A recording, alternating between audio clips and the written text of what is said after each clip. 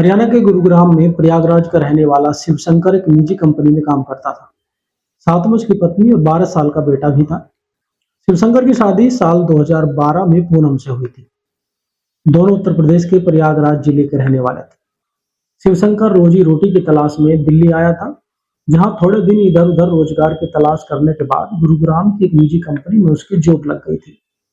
गुरुग्राम के खो गांव में किराए का कमरा लेकर रहता था शिवशंकर, साथ में उसकी पत्नी और 12 साल का एक बेटा। कुछ समय बाद पूनम भी पति का हाथ बटाने के लिए एक निजी कंपनी में काम करने लगी। सब कुछ ठीक ठाक चल रहा था। बात 30 दिसंबर 2025 की है। शाम के समय दोनों पति पत्नी अपनी स्कूटी पर सवार होकर के मंदिर गए थे। पूजा करने के बाद जब ये लोग मंदिर से लौट रहे थे, तो लौटते समय रास्ते में इन लोगों की स्कूटी को एक बाइक सवार ने अचानक टक्कर मार दी। टक्कर लगते ही दोनों पति पत्नी सड़क पर जा गिरे। इससे पहले कि शिवशंकर कुछ समझ पाता, उस बाइक सवार ने उसके हाथ पकड़ लिए और कुल्हाड़ी से ताबड़तोड़ वार करना शुरू कर दिया। शिवशंकर के चेहरे पर दर्जनों बार वार किए गए। कुछ देर में ही उसका शरीर शांत हो गया। इसके बाद बाइक सवार मौके से फरार हो गए। पति की हालत देख करके पूनम घबरा गई। उसने शोर मचाया। शोर सुनकर आसपास के लोग मौके पर पहुंचे। किसी ने पुलिस को फोन कर दिया और पुलिस भी मौके पर पहुंच गई।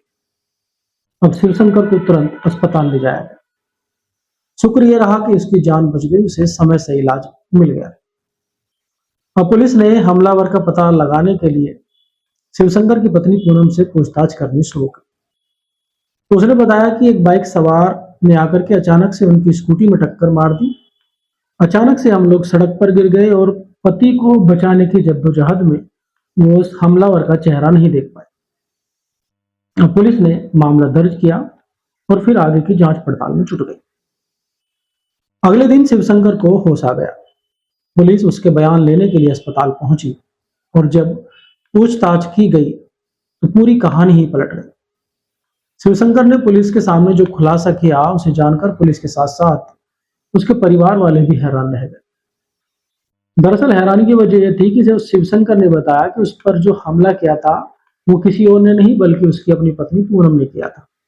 उसके प्रेमी मनसुख के साथ एक सोची समझी साजिश के तहत पत्नी उसे जानबूझ करके मंदिर ले गई और फिर वहां से लौटते वक्त प्रेमी मनसुख के साथ कुल्हाड़ी से हमला किया। शिवशंकर ने जो सबसे चौंकाने और हैरान करने वाली बात बताई वो ये थी कि कुल्हाड़ी चलाने में उसका जो प्रेमी था मनसुख आगे नहीं था, बल्कि खुद पूनम ने अपने हाथों से शिवशंकर के ऊपर कुल्हाड़ी चलाई, जबकि मनसुख ने उसके हाथ पकड़े हुए थे और पूनम वार पर वार कर रही थी। जब इन लोगों को लगा कि शिवशंकर की मौत हो चुकी है, तब ये लोग उसे छोड़ करके, मनसुख तो फरार हो गया और साजिश के तहत जो साजिश का जो अगला प्रोग्राम था वो शोर मचाना था। पूनम ने शोर मचाया और शोर सुनने के बाद लोग आए, पुलिस आई और फिर शिवशंकर को अस्पताल ले जाया गया। अब जैसे ये खुलासा हुआ, इसके बाद पुलिस के साथ साथ परिवार वाले भी हैरान रह गए कि एक पत्नी भला ऐसे कैसे कर सकती। पुलिस ने प्रेमी मनसुख और पूनम को गिरफ्तार कर। फिर अब इन दोनों ने जो कहानी सुनाई वो कुछ इस प्रकार थी।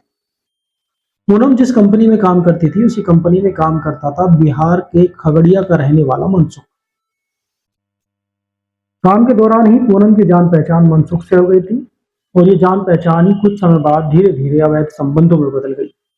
इसके बाद पूनम पति की पीठ के पीछे मनसुख को कमरे में बुलाने लगी और दोनों रंगरलियां मनाने लगी। लेकिन एक दिन यह हुआ कि शिवशंकर अचानक काम से घर जल्दी आ गया, जहां उसने पूनम को मनसुख के साथ आपत्तिजनक हालत में पकड़ लिया। बस यहीं से पति पत्नी के बीच जो प्यार था वो झगड़े में बदल गया और इसके बाद आए दिन घर में झगड़े होने लगे। अब रोज रोज के झगड़े से परेशान पूनम ने ये बात अपने प्रेमी मनसुख को बताई। इसके बाद दोनों ने मिलकर शिवशंकर को रास्ते से हटाने की एक योजना बना डाली। इसी योजना के तहत पूनम मंगलवार यानी 30 दिसंबर को शिवशंकर को लेकर के मंदिर पहुंची। मनसुख को पहले से ही उसने फोन कर दिया था। मनसुख पहले ही रास्ते में घात लगाए बैठा हुआ था। लौटते समय रास्ते में उसने शिवशंकर की स्कूटी में बाइक से टक्कर मारी, उसे नीचे गिरा दिया और इससे पहले कि शिवशंकर कुछ समझ पाता, उसने पीछे से उसके हाथ पकड़ लिए और इसके बाद पत्नी पूनम ने कुल्हाड़ी से शिवशंकर के चेहरे पर एक के बाद एक वार करने शुरू कर दिए। जब इन लोगों को लगा कि उसकी मौत हो चुकी है तो फिर मनसुख तो बाइक लेकर के फरार हो गया, जबकि पूनम ने शोर मचाना शुरू किया। शोर सुनकर के लोग आए और इसके बाद शिवशंकर को अस्पताल ले जाया गया, जहां खुशकिस्मती से उसकी जान बच गई और पत्नी पूनम का एक पूरा भांडा फूट गया। पूनम ने पुलिस पूछताछ में बताया कि आरोपी मनसुख से 6 महीने से उसके अवैध संबंध थे। दोनों ने यह सोचा था कि थोड़ी देर में शिवशंकर की मौत हो जाएगी और इसके बाद ये दोनों आराम से शादी करके एक साथ रहेंगे। लेकिन लोगों ने शिवशंकर को समय से अस्पताल पहुंचा दिया, पुलिस को समय से जानकारी दे दी। इस वजह से उसकी जान बच गई और फिलहाल पत्नी का भांडा फूट गया। तो ये थी बेवफा पत्नी की कहानी, जो हरियाणा के गुरुग्राम से थी। आपका इस कहानी के बारे में क्या कहना है, हमें कमेंट बॉक्स में जरूर बताएं और ऐसे ही रियल क्राइम स्टोरी सुनने जानने के लिए द क्राइम को जरूर सब्सक्राइब करें। कल फिर मिलेंगे किसी और नई ताजा कहानी के साथ। तब तक के लिए नमस्कार।